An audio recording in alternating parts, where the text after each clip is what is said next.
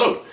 Today we're looking at some of the stuff you carry on your person when going to Africa, and I guess we'll just start and dive in and have a quick look at a couple of the items that I carry with me.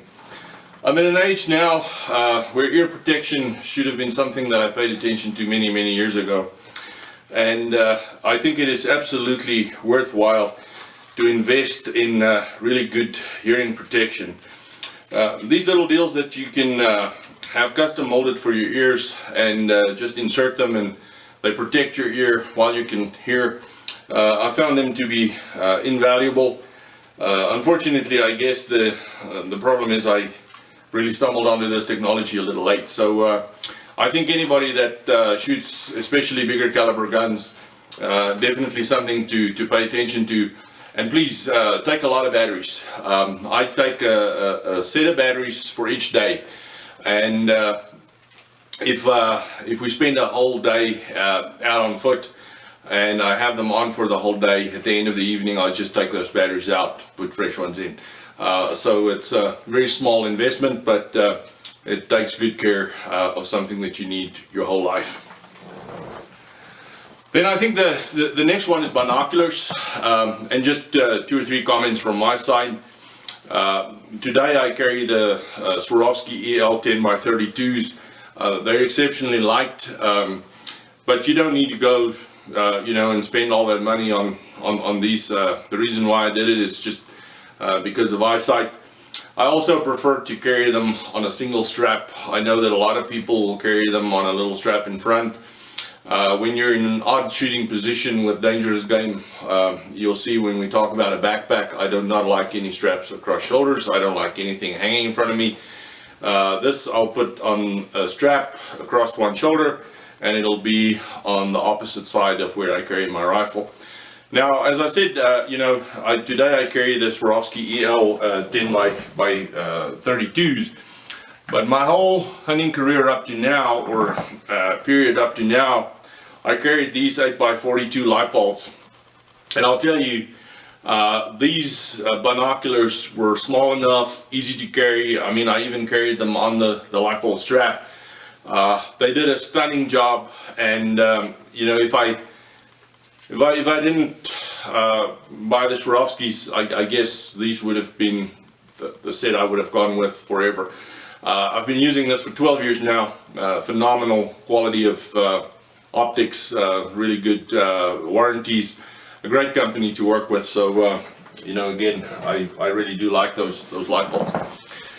Then just a couple of items, other than that, gaiters. I like soft leather gaiters to go across your boot. I hunt in shorts. The function of the gaiter is really twofold. One is to just protects your boots from collecting sticks and little rocks, because every time you got to stop to take that out, you waste time. And also, if you have socks that are a little north of your boot, it prevents it from picking up a lot of grass burrs and irritating you. So I prefer these very thin Impala leather gaiters, because they're very quiet. They're easy to put on, and I've just had them for a long time, and they do last.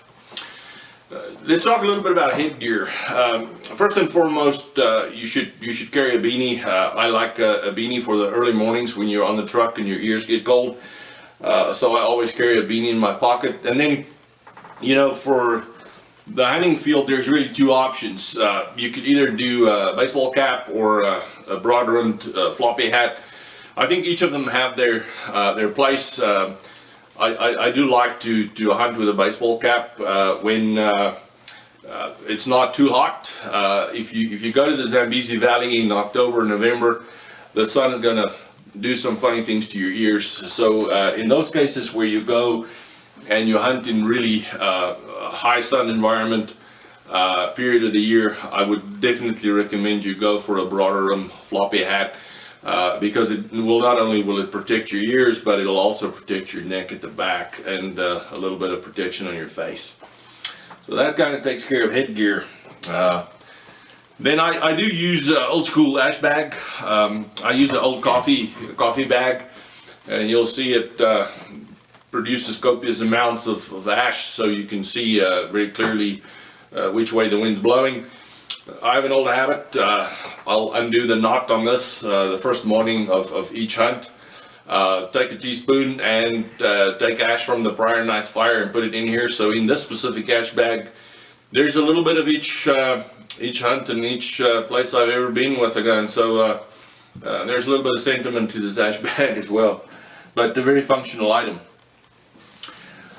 Then just looking at your belt, I do believe in carrying very few items on my belt. I have two different belts. I carry a smaller belt for plains game hunting. I do like a small knife. I prefer this. This is the Puma Hunter's Pel. It's a very small knife, it's sharp, and you can work with it for a long period of time. So if you've got to get into something and start using this knife, I really do like the Puma Hunter's Pel. It's a little very light to carry. If you carry a big knife, you just need to understand you're going to have to carry that thing all day long. And if you add a couple of rounds to a gun belt, that's where you go. Now there's two things not on this belt that I usually carry with me. I'll show you on the Dangerous Game belt. It's on there. One is just a multi-purpose tool. You always find that, you know, if you have that with you, nothing will go wrong. But if you don't have it, a scope screw is going to come loose or something's going to happen and somebody will need a tool. The second one, I carry a very small bottle of a really good single malt scotch with me. When the hunt is successfully concluded, we have a small little toddy to celebrate the hunt with. So that's kind of the deal. So I prefer a small knife, and you know, just one thing I'm going to show you now. It blows my mind that people would carry this much ammo, but I use on the Dangerous Game side, I use a culling belt from Trader Keith, and you can see this son of a gun takes 20 rounds. I mean, if you put this on, this weighs as much as you got, and if you put 470 nitro rounds in here. So I prefer to carry anywhere between 6 and 8 rounds extra on top of what's in the gun. I never fill up this thing, but I've seen guys walk with this thing every day, and you know, they're out on a hunt, they're not on a cull. So it was developed for something different, so I don't do that. This one has a Puma Hunter's Pel knife on as well, the multi-tool, and that's it. You know, no more, no less. When we talk about water, most outfitters will actually have some of the trackers and some of the skinners carry a backpack filled with water, so you should be in perfect shape there. Then just one or two comments on footwear. I'm old school. I grew up with the Courtney boots, so this is actually the first pair of Courtney boots I ever owned. They're in buffalo skin, and I've had them for more than 20 years. I've had them resold 3 or 4 times, but they still do the deal. And just make sure that whatever boot you wear, that you've worn it in really well.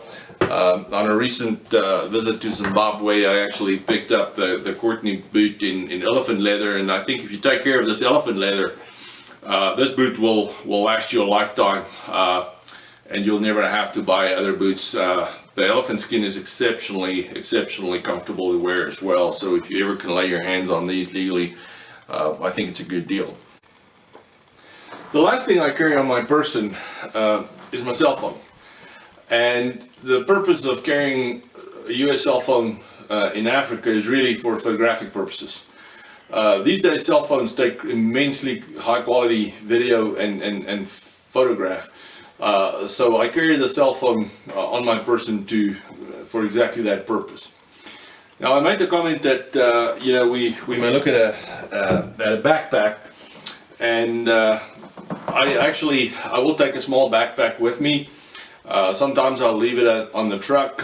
Sometimes if we get on a track early in the morning and it's going to be a long day, I'll put my own water in there, and if at all possible, I'll have one of the trackers or skinners carry that backpack. Now in that backpack there's a couple of things. There's going to be water. If I have any medication that I need to take, I'll have that in there. It also creates an opportunity if you've got to get rid of a jacket or something, you can put it in that backpack. But two items that I put in that backpack, I'm a stickler for this. I'll take an additional camera. This is a really small Canon camera, but it has zoom facility. It can take video. So this is kind of my backup camera. It lives in the backpack and is for taking pictures once the hunt concludes, or if you find something that's really unique, you could always ask the tracker to just get it out and then you can use it. The final thing I put in the backpack is bug spray. Many of these places that you go to, you need to be careful for malaria, mosquitoes, and tsetse fly. So I carry a small, this is the Johnson & Johnson Auton bug spray that I carry in my backpack. And just to show you an example of the backpack, it is a pretty small deal. It's not a big backpack, it's really small, and most things fit in here. And as I said, the key thing is not to overdo it. Just don't take too many items, because then it becomes cumbersome for everybody. Thank you very much. And there we have it. That's the majority of stuff that we carry with us. If you ever want to reach out to me or just look at, sometimes I do sell some of the stuff I don't use anymore. You can go on to gunsinternational.com and you just type in the little search bar up top, Old Colonial Treasures, and you can find stuff there. You can also get a hold of me through that website. But thank you very much for your time.